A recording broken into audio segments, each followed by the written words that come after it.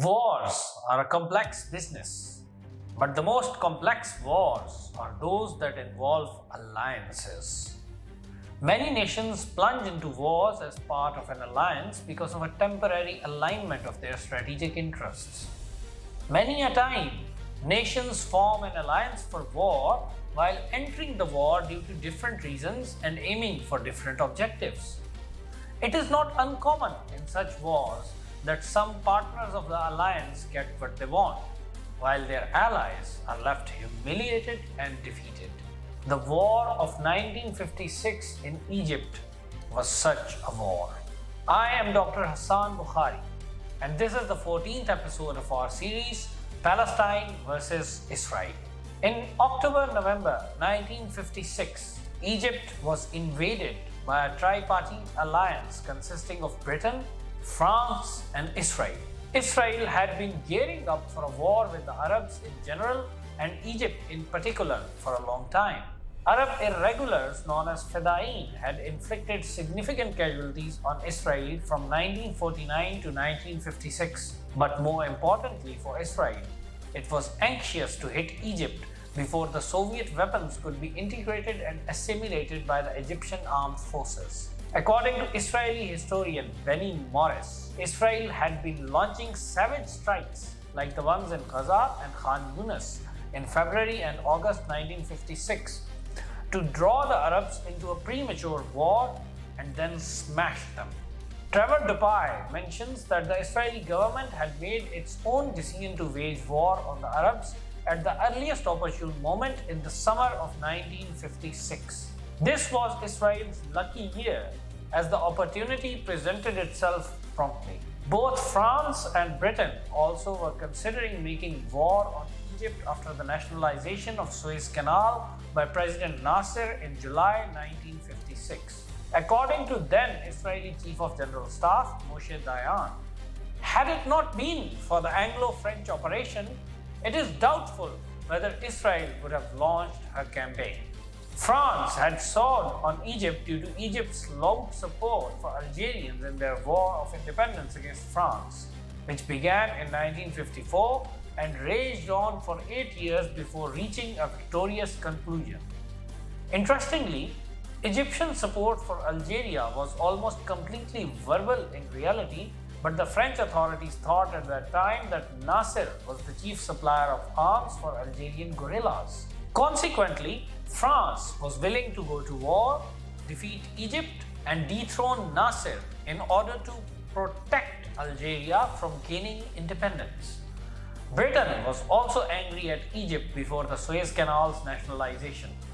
Britain had been dominating the Middle East since the rule of the Ottoman Empire in the First World War.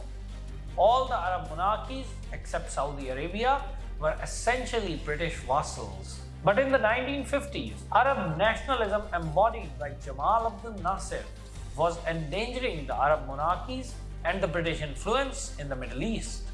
Nasser had come to power by ousting King Farouk, whom the British considered a client king. Nasser also was pressuring King Hussein of Jordan.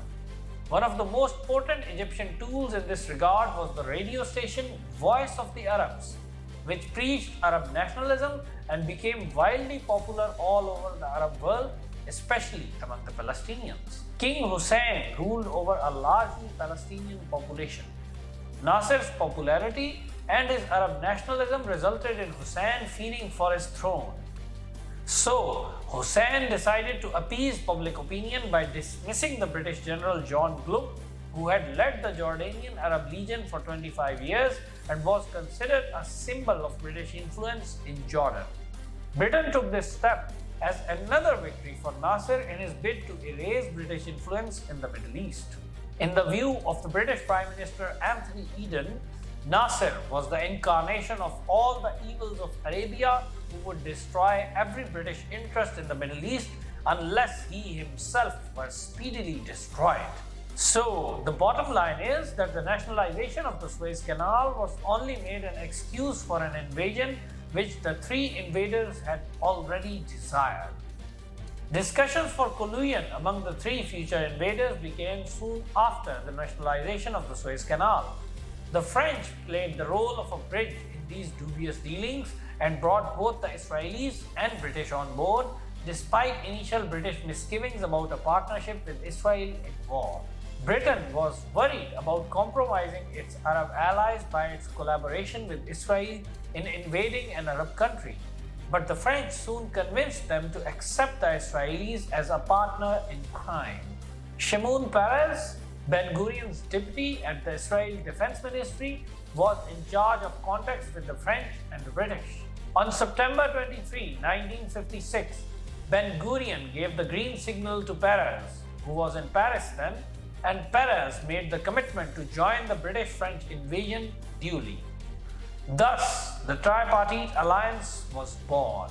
Interestingly, just 2 days ago, on his 70th birthday, Ben-Gurion had told a reporter, "As long as it is for me to decide, we shall make no war. I will never make war. Never." This dissimulation was just good business, or as the Israelis call it, hasbara. Detailed planning was conducted at a secret conference held in the French town of Sivre from the 22nd to the 24th of October 1956. Prime Minister of Israel David Ben-Gurion, Director General of the Ministry of Defense Shimon Peres, Chief of Staff of the Israeli Defense Forces Moshe Dayan, French Minister of Defense Maurice Borges Manouri, Minister of Foreign Affairs Christian Pinou, Chief of Staff of the French Armed Forces General Maurice Chala, British Foreign Secretary Selwyn Lloyd, and Assistant Under Secretary at the British Foreign Office Patrick Dean attended. Selwyn Lloyd mentioned that on the basis of his recent discussions with Egyptian Foreign Minister Mahmoud Fawzi, a diplomatic solution to the Suez Canal dispute could be reached in a week. But the French and Israelis, not to mention the British Prime Minister Eden, were intent on war. It was decided that the invasion would be launched in end October when weather conditions would be favorable and the US presidential election campaign would be at its peak. Due to the latter aspect, it was thought by the conspirators that the USA wouldn't be able to intervene. According to Israeli historian Avi Shlaim, the plan in a nutshell was that Israel would attack the Egyptian army near the Suez Canal and that this attack would serve as the pretext for an Anglo-French military intervention. Written in French and typed in 3 copies, this protocol was signed by Patrick Dean, an Assistant Under Secretary at the Foreign Office for Britain, by Foreign Minister Christian Pinou for France, and by Prime Minister David Ben-Gurion for Israel. On October 23, the plot was finalized. Israel would invade the Sinai Desert on the 29th of October. The British and French forces would then set sail from Malta, while simultaneously their governments would give an ultimatum that both sides withdraw to a point at least 10 miles away from the Suez Canal. In effect, this ultimatum would be targeted at Egypt only and would give the Israelis free license to advance all the way through the Sinai to a line 10 miles east of the Suez Canal. The rationale for the ultimatum would be to protect the Suez Canal. It was predictable that the Egyptians would reject this ultimatum. This rejection would then be used to justify the Anglo-French invasion. The central aim of the war plot, shared by all parties, was to dethrone Jamal Abdel Nasser. Britain and France also wanted to regain influence in the Middle East in general and in the Suez Canal zone in particular. The Israelis wanted to decimate the Egyptian military before it had time to assimilate the new Soviet weapons and to open up the Strait of Tiran for Israeli shipping. The Israeli operation was named Operation Kadash, whereas the Anglo-French invasion was christened Operation Musketeer. General Sir Charles Cately was the overall commander of the Anglo-French forces, whereas the landing forces were headed by General Sir Hugh Stockwell. According to historian Howard Sacker, the plans were for Britain to contribute the bomber force and part of the fighter force, as well as 50,000 men. The French in turn would contribute several fighter squadrons and 30,000 men. A combined naval armada was envisaged of over 100 British warships, 30 French vessels, and hundreds of landing craft. Not less than 7 aircraft carriers were to be gathered, as well as approximately 20,000 vehicles. The Israelis had 45,000 men ready under their southern command to attack Sinai. The Israeli Air Force had 114 combat aircraft, of which 69 were modern French Mystère or Ouragan or British Meteor jet fighters. The Egyptian Air Force had only 70 combat aircraft. Only 30,000 Egyptian soldiers were available to defend Sinai against Israel, as Nasser had withdrawn much of the Egyptian forces from the Sinai in anticipation of an attack on the Suez Canal. Israel launched Operation Kadesh on 29 October 1956. At 6 p.m. on the 30th of October, the British and French issued their planned ultimatum. In the words of Trevor Dupay, to the Egyptians, the note was an ultimatum. To the Israelis, it was a notification that the plan of the Sèvres Agreement was being implemented. The ultimatum was set to expire after 12 hours. The Israelis predictably consented and the Egyptians refused. Of course, the Israelis were nowhere near the Suez Canal at that time. Duly, on the next day, the British and French aircraft started bombing the Egyptian air bases. Most of the Egyptian Air Force was destroyed. Only 40 aircraft managed to escape to Sudan and Saudi Arabia. On the 31st of October, President Nasser ordered a complete withdrawal of Egyptian forces from the Sinai in the wake of the impending Anglo-French invasion of the Suez Canal zone. Before the withdrawal order, the Egyptians were actually fighting quite well. An Israeli paratrooper drop on the Mitla Pass, led by Ariel Sharon, had been repulsed with heavy casualties. However, the withdrawal, though necessary considering the impending invasion of the Suez Canal, led to a swift collapse of the Egyptians in Sinai. On the 2nd of October, Israeli forces reached a line 10 miles away from the Suez Canal and halted as per plan. From that point onwards, the Israelis mostly focused on capturing Sharm el-Sheikh and opening the Straits of Tiran for them.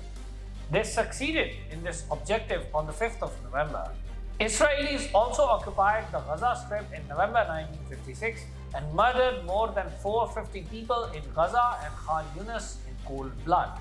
For instance, in a single massacre at Khan Yunis on the 3rd of November, 275 men were shot. The massacres continued till the 21st of November. The British and French paratroopers finally landed near Port Said on the 5th of November. The Egyptians resisted fiercely. The next day, British and French seaborne forces also landed in the canal zone.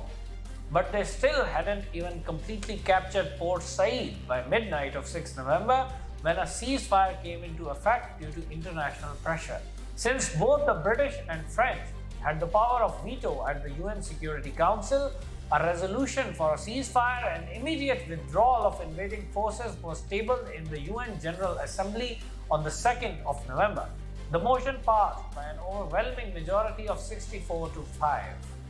By then, the Soviet Union had made up its mind to fully support Egypt as well.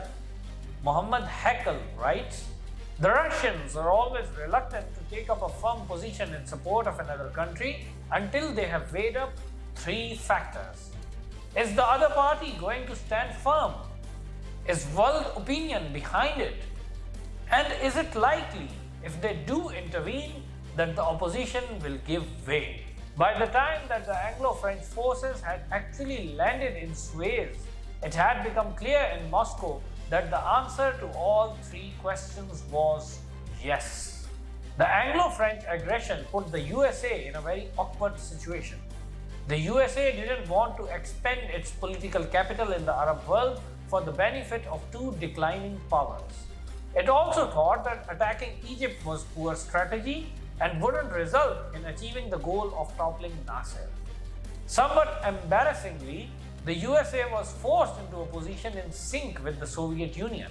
Rashid Khalidi writes, "Operating in tandem in the Middle East as they had in 1948, And notwithstanding their intense Cold War rivalry, the United States and the Soviet Union took a harsh stand against the tripartite alliance.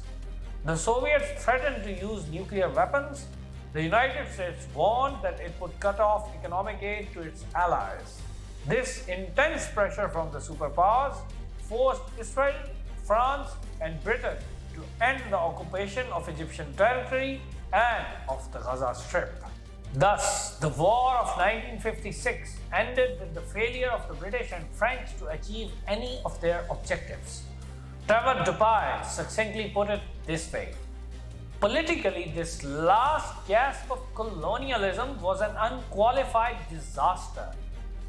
Britain lost any remaining influence in the Middle East and opened its Jordanian and Iraqi allies to severe criticism by Nasser.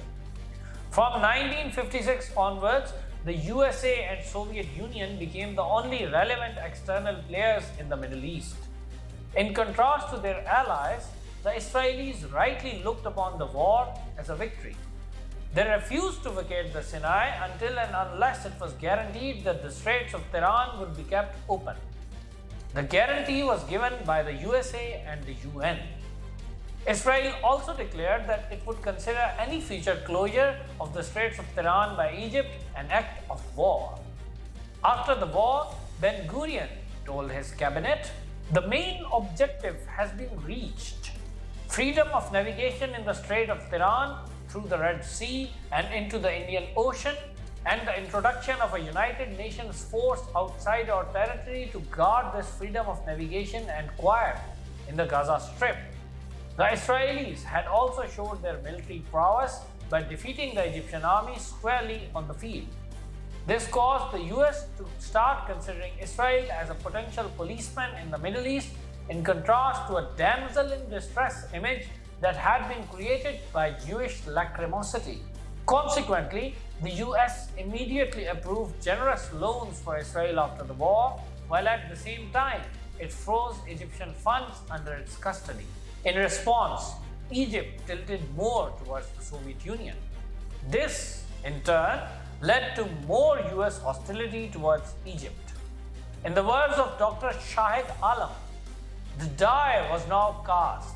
After Egypt and Syria initiated a military relationship with the Soviet Union, the United States, already impressed by Israel's demonstration of its military prowess in the Suez War, became more willing to look upon Israel as a useful counterweight against the rise of radical nationalism in the Arab world. At the end of this episode, I will briefly discuss another important outcome of the Anglo-French-Israeli conspiracy that led to the War of 1956. It isn't common knowledge that Israel's nuclear weapons program received a huge boost from the alliance created for this war.